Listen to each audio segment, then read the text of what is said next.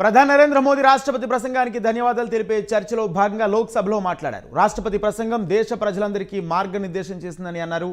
మంగళవారం సభలో కొందరు చాలా ఉత్సాహంగా వ్యాఖ్యలు చేశారని, పరోక్షంగా రాహుల్ గాంధీని, కాంగ్రెస్ నేతలను ఉద్దేశించి మోడీ అన్నారు. అవి చూసి చాలా మంది థ్రిల్ అయ్యారని సెటైర్లు వేశారు. ఆ వ్యాఖ్యలు వారి మనసులోని ద్వేషాన్ని బయటపెట్టాయని కౌంటర్ ఇచ్చారు.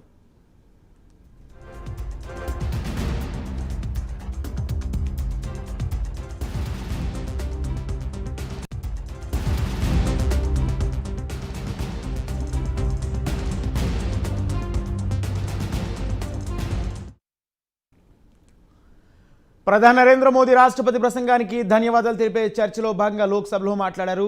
రాష్ట్రపతి ప్రసంగం దేశ ప్రజలందరికీ మార్గనిర్దేశం చేసిందని తెలిపారు.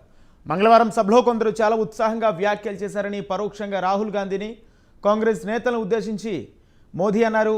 అవి చూసి చాలా మంది థ్రిల్ అయ్యారని సెటైర్లు వేశారు. ఆ వ్యాఖ్యలు వారి మనసులోని ద్వేషాన్ని బయటపెట్టాయని కౌంటర్ ఇచ్చారు.